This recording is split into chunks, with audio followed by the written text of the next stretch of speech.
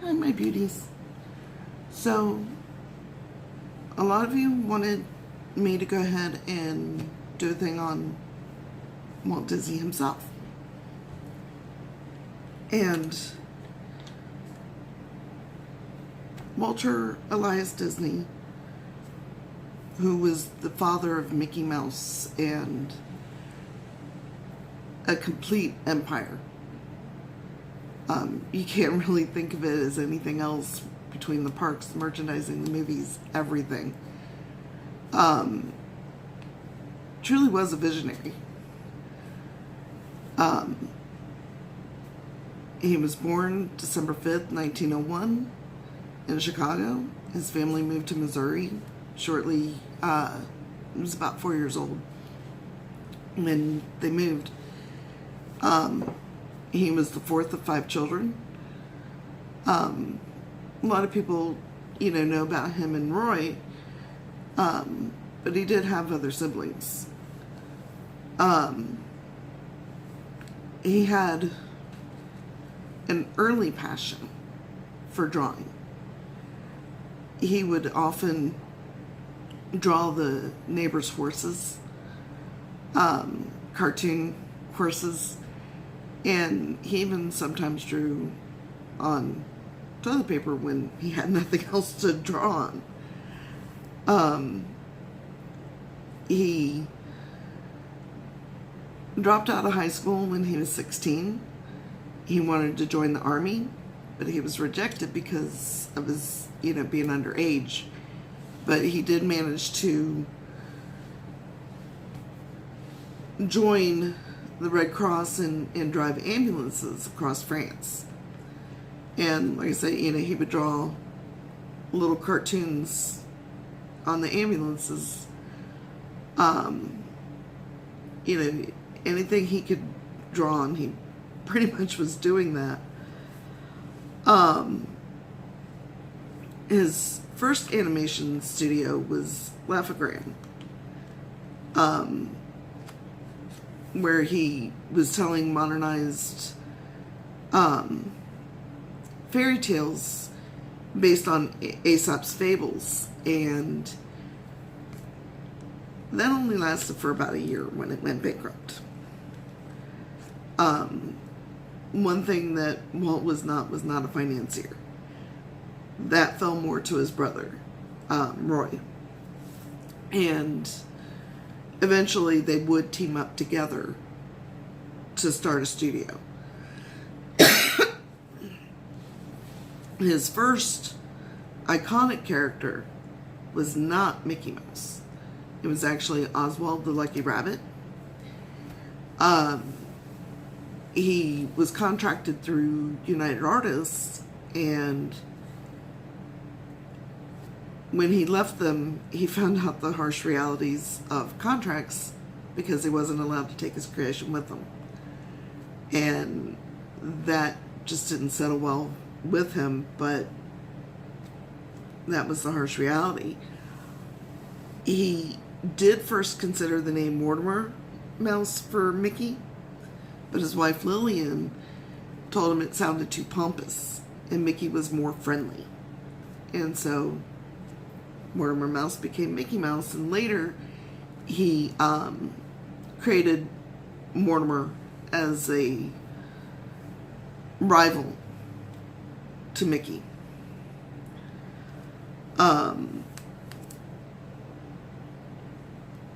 Mickey's birth was in 1928, and from then until 1947, Walt himself did the voice of Mickey because he just didn't care for the first voicing of him, so he kind of took over until he just became too busy himself to continue doing the voice.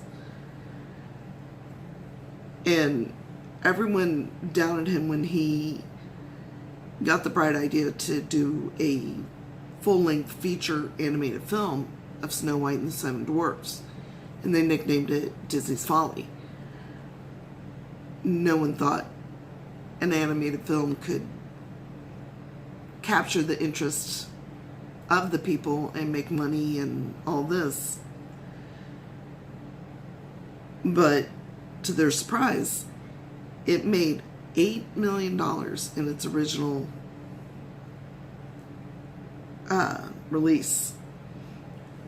And in today's money, that was quite a bit. It's quite a bit now. He did produce animated war propaganda films and training videos for the U.S. military. And he also created custom cartoon insignia for the U.S. troops, which were used to boost morale.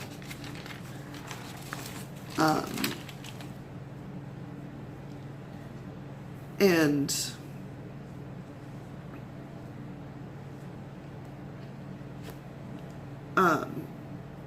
I had touched before, if you'd seen the video, that Walt was investigated for communistic sympathies. But not only was he investigated himself, and files were kept by Hoover, he did kind of fan the flames. He was a founder of the Motion Picture Alliance for the Preservation of American Ideals, which accusing workers on strike for communist plots and testifying against labor organizers and icing out rumored communists in Hollywood, which was something that was a big thing. A lot of Hollywood was accused of being communists.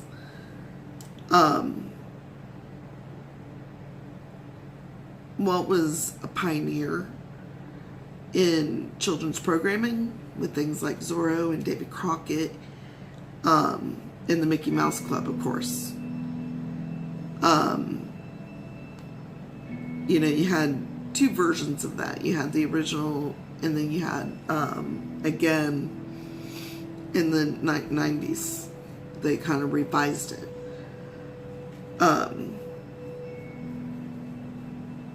And you had a lot of stars come out from that, like Justin Timberlake and Christina Aguilera and Britney Spears were all Mickey Mouse Club members.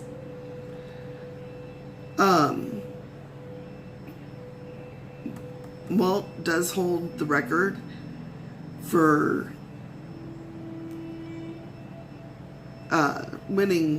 receiving more Academy Awards and nominations than anyone. There are 22 Academy Awards and was nominated 59 times. And at the 1938 Oscars, he received a normal-sized statuette and 7 little ones for Snow White and 7 Dwarfs. And that was really cool, to have. He also held the patent for Technicolor, which was beneficial for him because he held the patent for like 2 years. And he was the only one that was permitted to do color animation, which also kind of launched his name. He was rumored to be anti-Semitic through actions that he had didn't help the rumors. He attended meetings at the German-American Bund in the 30s, which was a pro-Nazi organization. He also hosted a known Nazi propagandist and filmmaker, Leni Riefenstahl.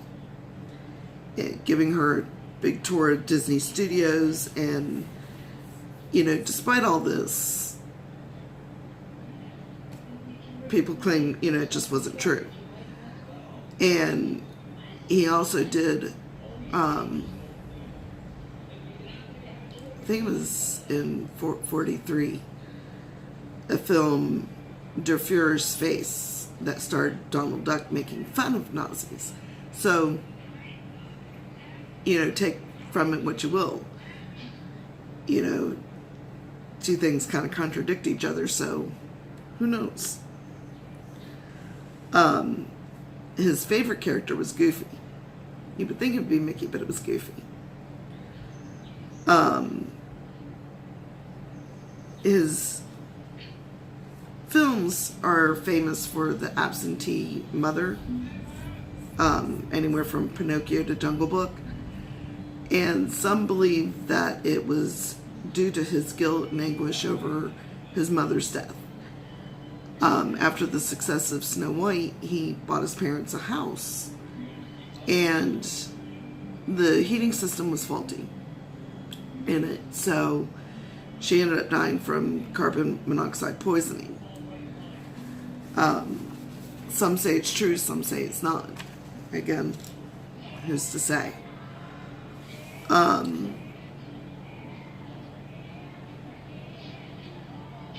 Early on, Walt had big dreams of opening a revolutionary theme park. And he had told colleagues that he wanted it to be nothing like anything in the world. And he was successful in doing so, in creating Disneyland and Disney World. He was a train fanatic, and his fascination stemmed from his childhood. His uncle was a conductor and would often blow the whistle as a greeting when he would go by, because he lived near the train tracks. And his fascination is still seen in the parks today through the various train rides, train-themed things. Even monorail is a train. It's just above in much different type of track. There is a minor planet named after him. It's the 4017 Disneya. It was discovered by Soviet astronomer Lyudmila Karakina in 1980. He also has a star on the Hollywood Walk of Fame alongside Mickey Mouse, who was the first animated character to have a star on the Walk of Fame. The character, Wall-E, was named after Walt. His name was Walter Elias. So Wall-E was named after him. Disney cast members only have the first name on their name tags because Walt himself despised being called Mr. Disney. So he carried that over to the cast members. And the last film that Walt personally oversaw was The Jungle Book. He died in 1966 from lung cancer. He was known to be a very, very heavy smoker. And despite popular belief, he is not cryogenically frozen. He was cremated, and his ashes are interred at the Forest Lawn Memorial Park in Glendale, California. One other nifty thing,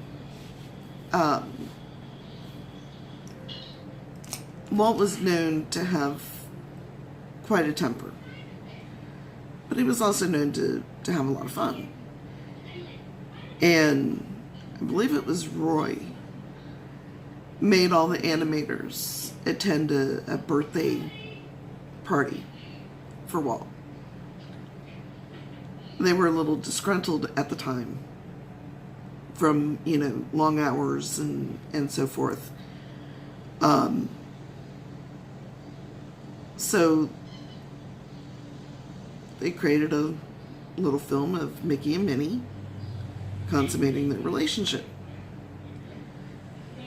And when Walt came in, he had a big smile on his face, and he was like, who did this? And a few of them were like, wow, he's pretty cool about this, and kind of stood up and said, we did. Face dropped, and he was like, you're fired. And immediately got rid of him right then and there during the party.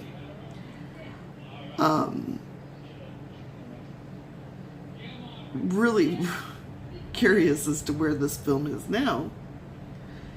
But, like I say, he was amazing to research. I did a paper on him in college, and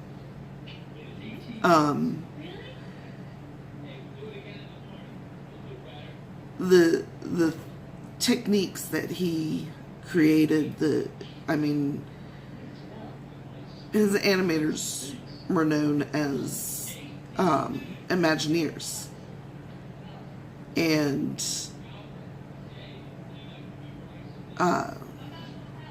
because everything was, just innovating stuff. And he was the first to create what do you call it?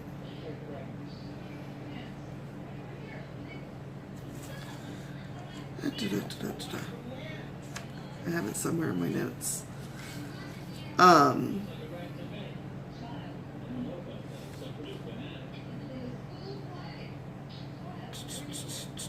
Oh, here we go. And audio animatronics. And the first was on display at the 1964 World's Fair, and it was of Abraham Lincoln, which is kind of where the start of the Hall of Presidents became. You can see audio animatronics all throughout the parks. The Hall of Presidents, It's a Small World. Pirates of the Caribbean has them too. And so, this was his thing. He played Peter Pan in a school play.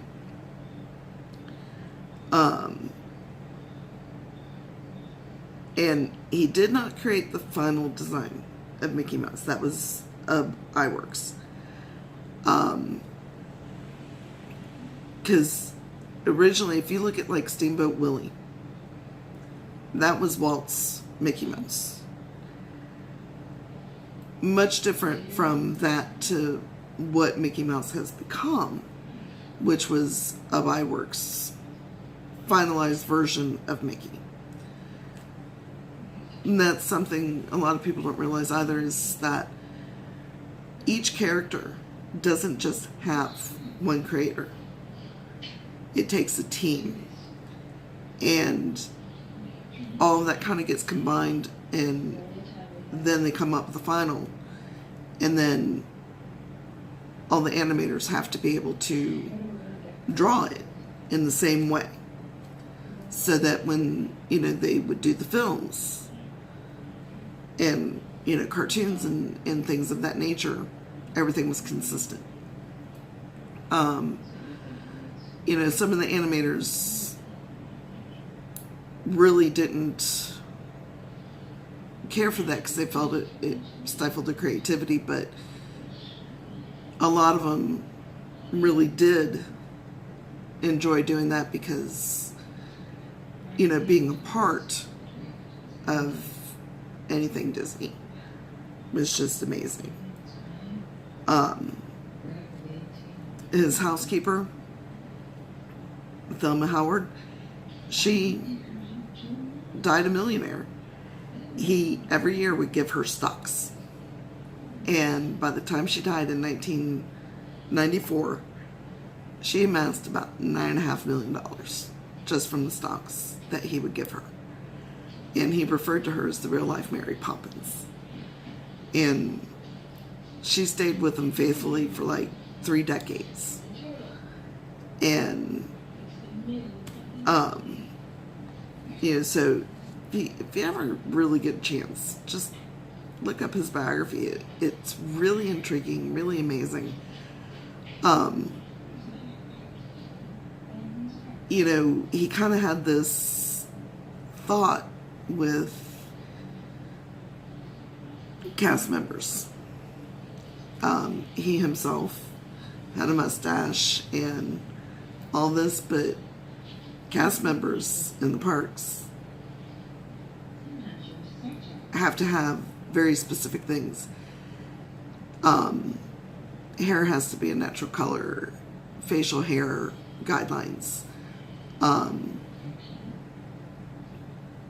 lot of the men, depending on, there's guidelines for men and women, and then there's guidelines for where you are. He wanted everyone to be very wholesome and not offending in any way. And that carries on today.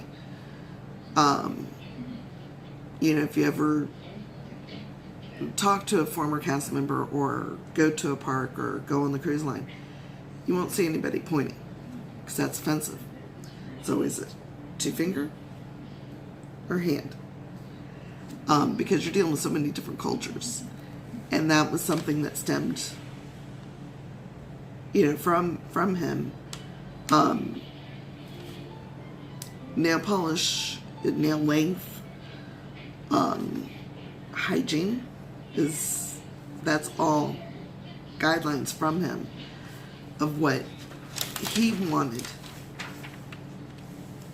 And I'm planning on doing a video about the parks themselves, because there's a lot of interesting, nifty facts to those. And things that people don't know or don't realize about them.